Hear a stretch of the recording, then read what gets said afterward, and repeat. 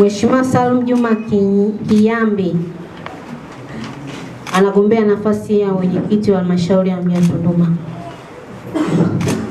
Na Mheshimiwa France Fredi Sikanyika anagombea nafasi ya makamu mwenyekiti. Kwa hiyo naomba kwanza nimkaribishe mgombea nafasi ya mwenyekiti wa halmashauri ya mji Tunduma ili aweze kujieleza pamoja na kuomba kura. Kazi na utu. Asante sana kwa nafasi hii niliyopewa ya kujinadi. Kwanza kwa jina naitwa Salum Juma Kiyambi, ni mheshimiwa diwani, natokea kata ya Mpande. Niko mbele yenu hapa, naomba nafasi ya mwenyekiti wa halmashauri ya mji wa Tunduma. Ndugu zangu, viongozi wenzangu, madiwani, niko mbele yenu, naahidi tutafanya kazi kwa ushirikiano kwa maslahi ya halmashauri yetu, kwa kushirikiana mimi na nyinyi pamoja na wananchi wa mji wa Tunduma. Hivyo niwaombe muweze kuniamini, kunipa nafasi hii, kunipigia kura za ndio za kutosha ili niweze kuiongoza halmashauri ya mji wa Tunduma kama mwenyekiti wa mji wa Tunduma kwa kushirikiana na nyinyi. Ahadi yangu kwenu ni kutumikia kwa haki kama tulivyokula kiapo au kama nilivyokula kiapo. Naombeni muweze kuniamini na kunipa nafasi hii.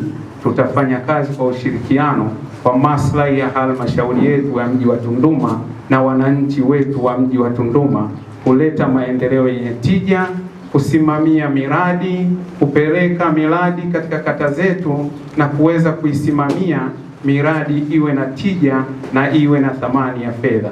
Hivyo nawaombeni sana, nawaombeni sana, nawaombeni sana kura za ndio. Asanteni. Kama kuna mtu ana swali, naomba nikaribishe kwa ajili ya maswali. Karibu. Ndugu yangu mgombea, nina imani kubwa kwamba umepikika, umepikwa, na ndio maana umechukua nafasi ya kuwa mwenyekiti wa halmashauri. Jambo la kwanza nikupongeze, wala sina doubt kwenye jambo hilo. Najua unatosha kabisa kutuongoza. Lakini nina swali dogo tu. Halmashauri ya mji wa Tunduma imepanda viwango kwa namna mbalimbali.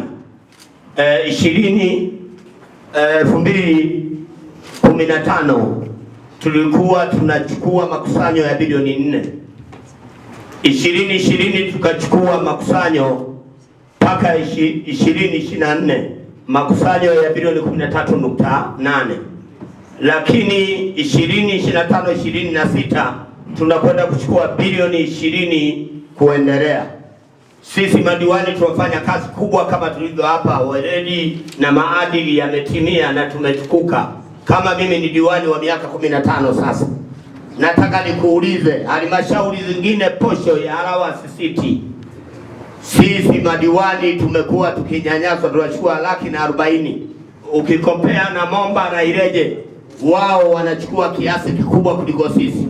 Ukiwa mwenyekiti wa halmashauri kuhakikisha hatuingii kwenye rushwa, utatusaidiaje ili kupandisha posho allowance? Lakini jambo lingine, sisi ndo kata ya wajanja Tunduma. Hatuendi semina, mambo mengi, hatuzunguki kuwa sawa na boda hii ambao ni town, ambao sasa hivi tunaingia kwenye halmashauri na kuingia kwenye manispaa ambazo tumeshaongea kwenye asadi zipo. Sasa ili tufike huko tuwe na uwezo wa kwenda kujiridhisha, kujifunza kwa walioendelea. Unanihakikishiaje kama ukiwa mwenyekiti wa halmashauri hilo jambo utaliweka? Lakini jambo la mwisho, serikali za mitaa kwa maana ya wenye viti hawana posho, hawana kitu chote, huku wakiwa wanatupigania vya kutosha huko kwa wananchi. Je, kupitia bilioni 20 sasa utakuwa ni wakati na wenye vitu wetu watapata posho yoyote? Utaiawishi halmashauri kwa maana ya mkurugenzi na watumishi kwamba tuwe na posho ya hawa watu. Baada ya kusema hiyo, ofisi zetu za mitaa hatuna kwenye maeneo mengi, ili kuepusha hili jinamizi la Chama cha Mapinduzi ambacho ni chama nguli ambacho na mimi natokea, kwamba tuwe kwenye ofisi za kupanga. utatusaidiaje? Baada ya kusema hayo, nashukuru sana, naomba kuwasilisha. Maswali matatu yenye tija, lakini pia nishukuru kwa pongezi. Umesema una imani na mimi. Swali la kwanza lilikuwa linahusu posho, kwa maana zile za vikao. Mimi ninachofahamu, posho zote katika taifa hili ziko kwa mujibu wa kanuni za miji, wilaya, manispaa na majiji. Miji ina posho zake kulingana na mazingira, wilaya ina posho zake kulingana na mazingira, majiji na manispaa. Niseme tu kwamba kwa sababu nitakuwa ni mjumbe wa ARAT, tutakwenda kutengeneza hoja za kupandisha posho za vikao za miji ambayo sisi tupo. Kama kuna wengine nao watajenga hoja hizo kwenye wilaya na sehemu zingine, na wao tutawasapoti. Lengo letu sisi madiwani, stahiki zetu za vikao ziwe zinaendana na mazingira. Lakini jambo lingine ilikuwa ni swali la pili ambalo linahusiana na ziara. Bahati nzuri nimekuwa diwani kwa miaka 5 iliyopita, na wakati tunatoka nilikuwa mjumbe ambaye nimetengeneza bajeti, na tumetenga bajeti kwa ajili ya ziara za kwenda kujifunza katika mwaka wa fedha 25-26. Ni sisi madiwani sasa tumeshakula kiapo, tukae kwenye vikao vyetu tukubaliane sasa tunakwenda kujifunza lini. Na kwa sababu tuko wa zamani na wapya, natumai kabisa tutapata ziara ya kwenda kujifunza mapema iwezekanavyo, ili tutekeleze majukumu yetu kama tulivyokula kiapo. Na mimi nitaongoza jambo hilo, tupate ziara ya mafunzo mapema zaidi. Lakini swali la tatu lilikuwa linahusu wenye viti wa mitaa. Natambua uwepo wao, tunatengeneza mambo mengi kwenye ODC zetu sisi kama wenye viti wa ODC, na wao ndo wajumbe wetu sisi madiwani. Na bahati nzuri mimi nafika kwenye udiwani nilianzia uwenyekiti wa mitaa. Kwa hiyo wenye viti wa mitaa ni wenzangu, na mimi na huwa najiita mwenyekiti wa mtaa na nipo kwenye grupu lao. Tutakaa chini, tutaangalia mimi pamoja na nyinyi madiwani ni namna gani tunawawezesha wenye viti wetu, kwa sababu tunajua wanafanya kazi ngumu sana sehemu ambazo wanatokea katika mitaa yao. Kwa hiyo ondoa shaka mheshimiwa mwenzangu, mimi na wewe na wenzetu tukae chini tujadiliane kwa kufata miongozo, kanuni na taratibu zilizowekwa, ili mradi wenzetu nao waweze kuonekana wanatambulika na wanathaminiwa. Asanteni sana. Kwanza nikupongeze kwa kuweza kuteuliwa kufika kwenye mimbara hiyo ili uweze kuomba baraka kwetu sisi waheshimiwa madiwani. Mheshimiwa mgombea, mimi nina swali moja, na umekiri wazi kwamba ulikuwepo hapa toka 20 mpaka 25.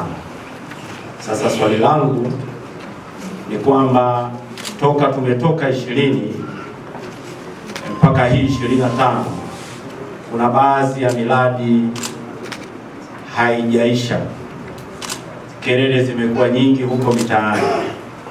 Nini mpango wako ukipata baraka hizi leo kuwa mwenyekiti wa halmashauri kwa ajili ya kuhakikisha miradi yote ambayo haijaisha kwa wakati iweze kuisha kwa wakati? Nzuri, mimi ni waahidi wanatunduma kwa ujumla, ninawaahidi kwenda kuchapa kazi, lakini uchapakaji kazi usiwe wa maneno. Katika robo ya kwanza tutakwenda kupushi miradi ambayo tunaita miradi kichefuchefu. Tunatamani sana kuona kama stendi ya Chipaka inafanya kazi kwa 100% kwa mazingira mazuri. Ni mradi ambao umetusumbua kwa muda mrefu, lakini tunao uwanja wa mpira pamoja na miradi mingine ambayo tunasema ni kichefuchefu.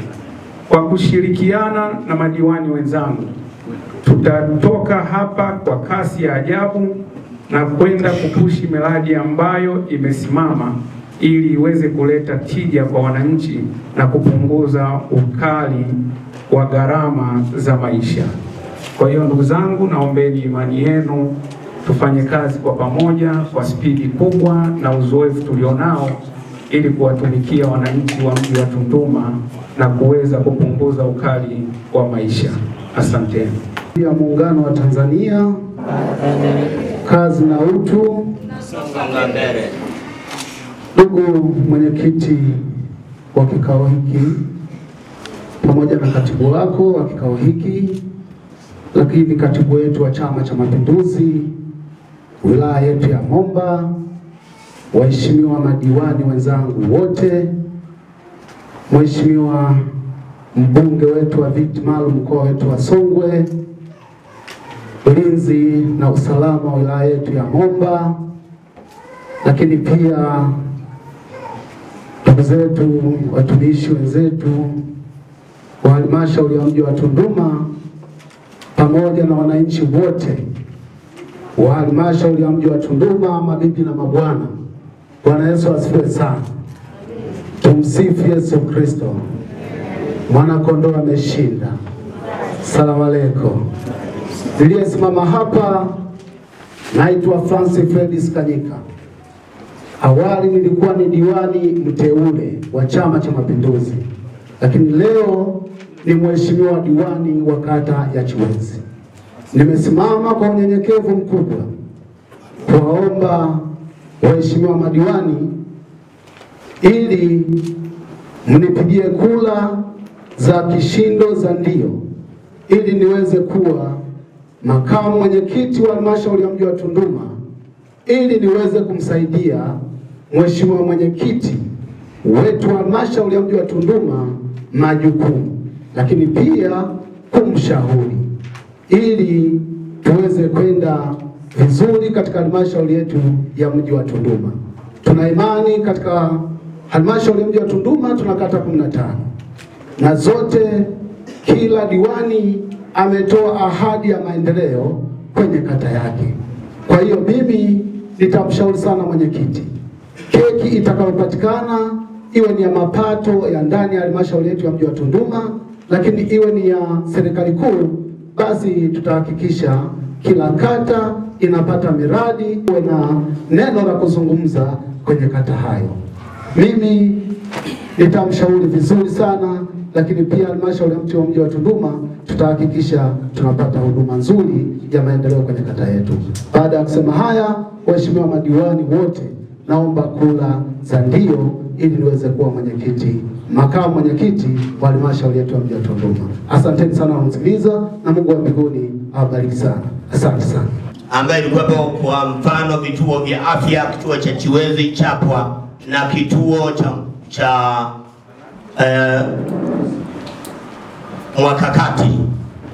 Hivi vituo mpaka aliingilia waziri mwenye zamana, kwa maana aliyemaliza muda wake, waziri mkuu, kuweka fedha na kutuambia halmashauri ya mji wa Tunduma tuhakikishe tunamaliza viporo.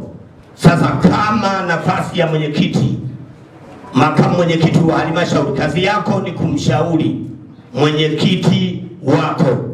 Je, hutakuwa mwoga? Je, jambo hili haliwezi kutokea tena? Fedha tunapanga bajeti, miradi haiishi na taarifa haiji kwenye baraza kwamba fedha zimepotea, ili na sisi madiwani tujijengee uwezo wa kuhoji kabla hatujaambiwa na wakuu. Lakini jambo lingine, utakuwa na waledi kwa maana ya kiapo kwamba tutafanya kazi pasipo rushwa. Asante sana Mheshimiwa Mwavenga, diwani wa kata ya Sogea. Kwanza nikupongeze kwa maswali mawili mazuri. Nina imani mwenyekiti wangu wa halmashauri aliposimama hapa amesema miradi yote ambayo ipo kwenye kata zetu haijakamilika, tutakwenda kuhakikisha tunaifuatilia ili miradi iweze kukamilika kwa haraka zaidi. Lakini nikutoe hofu Mheshimiwa Diwani Mwavenga, nafikiri mwenyekiti wetu wa halmashauri ni kijana, lakini pia mimi makamu wake ni kijana, kwa tutakimbia kwa spidi na wala hatutasubiri zile ziara za kamati ya fedha. Tutakwenda hata kabla ya ziara ya kamati ya fedha kufika kwenye miradi na kuhakikisha miradi inakamilika kwa wakati. Lakini swala la kupokea rushwa, nafikiri tumekula kiapo na tumetueleza vizuri, hatuwezi kupokea rushwa. Sisi tutafanya kazi zetu halali kuhakikisha tunapata fedha za kihalali kabisa. Asante sana. Sina mashaka na wewe na kitu ulichogombea, lakini naomba kuuliza kitu kidogo. Kata yangu haipo kwenye mfumo wa maendeleo ya jimbo hili, la kwanza. La pili, kata yangu ndio iliyojeruhiwa, haina kituo cha afya, haina hata futi moja ya rami.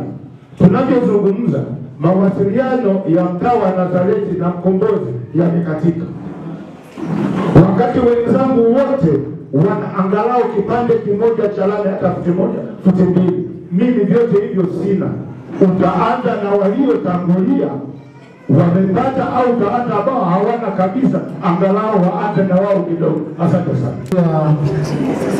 Kango Mligo, Mheshimiwa Diwani wa kata ya Muungano, nikushukuru kwa swali zuri kabisa, na umeuliza swali linalogusa maisha ya wananchi wa kata yako ya Muungano, kwa sababu unapozungumzia barabara unazungumzia ni maisha ya watu. Lakini pia wewe ni jirani yangu, tunapakana na mimi, manake hata wananchi wangu wa kata ya Chiwezi watapita kwenye barabara yako. Kwa hiyo nafikiri swali lako hili ni la kibudget. Kwa tutakapokuwa tunakaa sisi kama halmashauri ya mji wa Tunduma, tutakwenda kuangalia hizo kata za pembezoni ambazo hazina vipande vya lami, angalau basi kilomita moja ya lami, ili hata wewe uzungumzie kwenye kata yako. Nafikiri hilo tutalifanya kwa uadilifu zaidi, Mheshimiwa Mligo. Asante.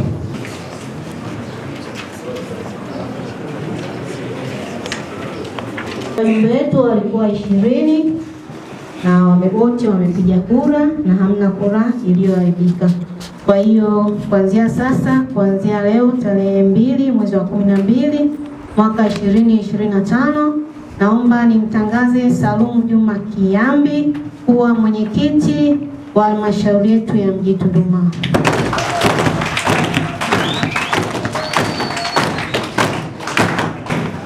Amepata kura 20 kati ya kura 20 zilizopigwa. Hongera sana mwenyekiti. Pili, naomba nimtangaze Francis Fredi Sikanyika kuwa makamu mwenyekiti wa halmashauri yetu ya mji Tunduma.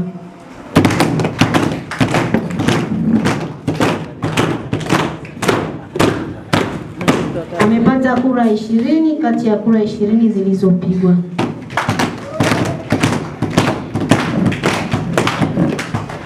Kwa hiyo katika zoezi letu la leo hakuna kura iliyoharibika. Kwa hiyo kura zote zimepigwa ni kura za ndio. Hongereni sana viongozi. Mtazamaji wa J Online TV, ili uwe kwanza kupata habari kutoka JTV, subscribe kisha like, halafu bonyeza kengele hapo chini ili uwe wa kwanza kupata taarifa pindi habari mpya inapokuwa imewadia.